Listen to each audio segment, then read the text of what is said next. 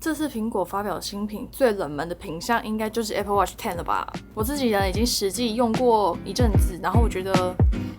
的确是值得最冷门。今天这集呢，再来说应该是要来讲 Apple Watch 10它有哪一些变动啊，跟前一代的差异。但说真的是，就是没有什么好写的欸。那我们今天呢，就是会分享它在外形的变动，然后我平常会如何使用 Apple Watch。就是近期如果你有想要买智慧型手表的话，可以继续看下去哦。首先第一件最有感的事情呢，就是这一代它真的厚度变薄，然后萤幕变大了。那我这次买的是42公厘的尺寸，我觉得这一代戴起来还是比较秀气一点哦。但是我觉得蛮庆幸的，就是它的表带还是跟前几代是通用的。那我这次选的这个呢，它是 Nike 的洞洞表带，然后是白色的。虽然我自己也觉得没有很好看，可是因为我只戴得住这个表带，就是我们等一下会提到睡觉的部分哦。因为睡觉就是希望降低它的存在感嘛，所以就是这一款目前是我戴得住的。那另外一个我自己会替换的是这个 Castify 的表带。那这个是真皮的，那这个是我自己买过来用的，因为我觉得它的颜色很好看。那平常就是在穿搭的部分，有的时候可能一些比较特殊的场合，我就会换成这个真皮的表带。那平常像是睡觉啊或运动，我还是使用这个 Nike 的表带这样子。那它的厚度变薄呢，我最有感的就是它比较贴合我的手腕，因为像是之前几代呢，你会觉得它后面好像比较凸这样子。然后跟你的手腕不是那么的密合，那这一次呢，就是还蛮明显，它是很贴合手腕的设计这样子。当然呢，我觉得它萤幕再怎么大，就是你不太可能用它来滑网站啊什么的，它就是只能执行一些比较简单的功能这样子。那老实说呢，除了尺寸有变之外，你可能会问说，哇，这一代 Apple Watch 10有什么样的新功能呢？我跟你说，还真的没有。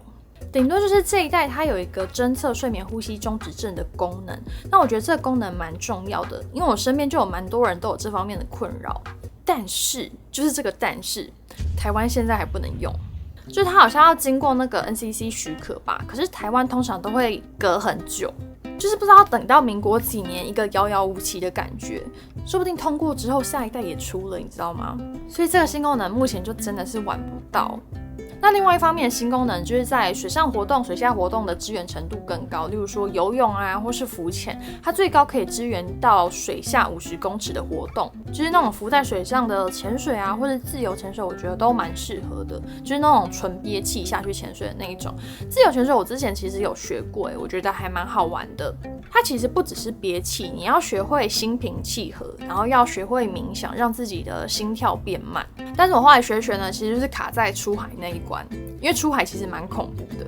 那这个时候呢，你可能会想说，那一般的水肺潜水可不可以带它下去呢？那非常可惜的就是官网已经明确的写说它是不能用来水肺潜水的，就它的设计上可能是不能承受那么高的水压这样，所以就是要稍微注意一下。所以既然没有什么新功能，我们就来稍微讲一下我平常都是如何使用我的 Apple Watch。基本上都是跟前几代一样，主要就是记录心跳跟运动这样子。然后呢，我自己设定的这个表面我是可以看气温，就是今天的最低温、最高温。然后我很常用的就是这个计时器，就是平常泡茶的时候很好用。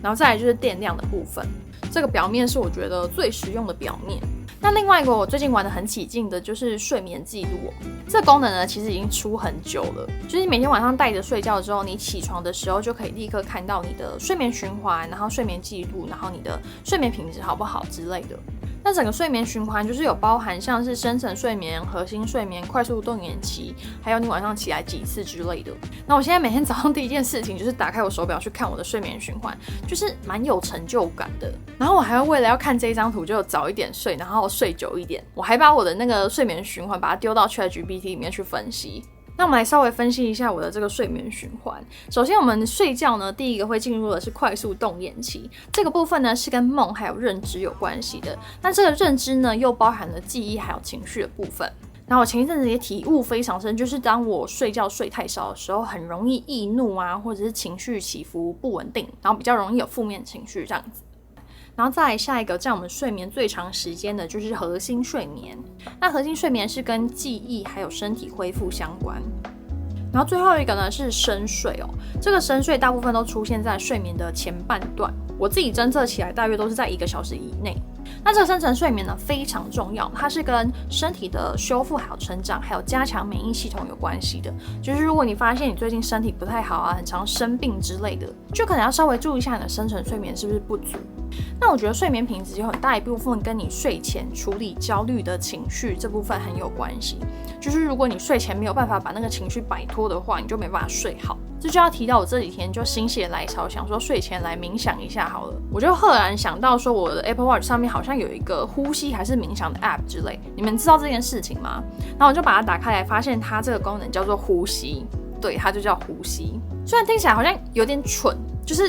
大家不是都会呼吸吗？可是我自己觉得还蛮有帮助的。就是你打开之后，你可以设定时间，它最长是5分钟，然后最短是1分钟。然后开始之后，它就会有一个动画还有震动带领你呼吸。然后我睡前呢，就是伸展完之后，我就打开这个呼吸，躺在床上，眼睛闭着，然后就是感受它那个震动带着我呼吸这样子。那我觉得很神奇的就是5分钟之后，它那个震动就没了嘛，你就知道结束了。那这个时候其实我是处于一个非常放松的状态，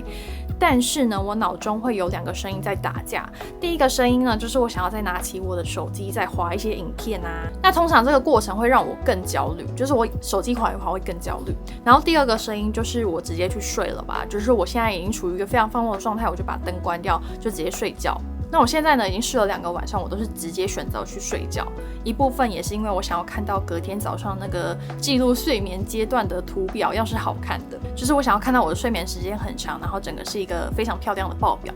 是有一点完美主义的个性吗？但就只是给大家参考，如果你有买 Apple Watch 的话，然后你刚好也有睡眠焦虑，就可以试看看这一招。用完之后呢，你就赶快去睡觉，隔天就可以看到一个非常漂亮的报表这样子。我觉得现在这个时代，我们真的需要一个3C 戒断营耶。当然呢，就是除了减少使用手机之外，我觉得要跟它建立一个比较健康的关系。因为有时候你会发现，你手机滑一滑，你会变成是没有意识的在滑那些短影音或者是贴文，然后那些内容对你来说有没有什么真的帮助？我觉得大部分是没有的。而且你接收越多资讯，你会越焦虑。所以我觉得不是完全不用，而是我们在吸收那些资讯的时候，要有意识的吸收那些真的对我们有帮助，然后我们真的在乎的资讯。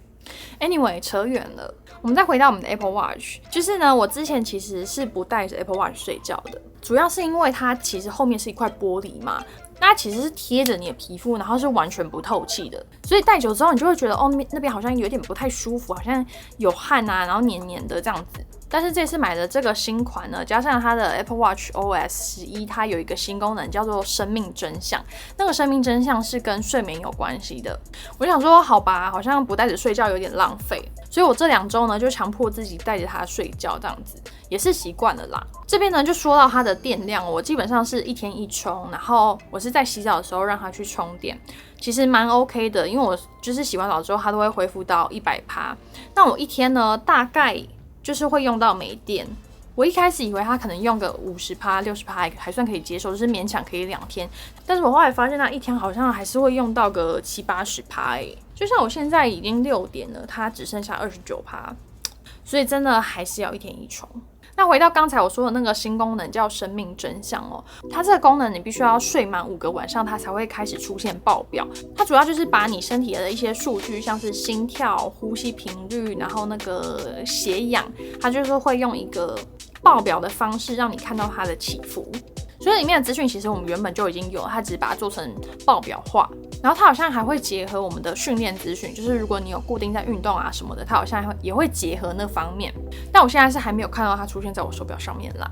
然后我们还要讲到量体温的部分，就是从上一代还是上上一代 Apple Watch 开始，它就可以量体温。可是我发现很奇怪的就是它有非常多的前提。就是我今天才发现，原来它是要打开那个睡眠排程，还有强制睡眠模式，而且你还要再睡5个晚上，它才会记录体温。而且它记录这个体温其实只是给女生用来预测排卵期用的，它记录的形式还不是直接显示体温在上面哦，它是会有一个基准值，就是你量了5个晚上之后，它会给你一个体温基准值，然后它会以这个基准值每天告诉你说你今天是加0点几啊，或是减0点几，所以就是一个非常非常保守的功能，它没有要真的开放给所有人，可能就是想要规避一些医疗器材的法规吧。所以不知道大家对于这一代 Apple Watch 有什么感想呢？我觉得就我自己的感受啦，就是过去几周其实它的热度都不高，我觉得买的人可能也没有到很多，因为它就是没有什么改款。老实说，为什么呢？因为苹果现在都在忙 AI，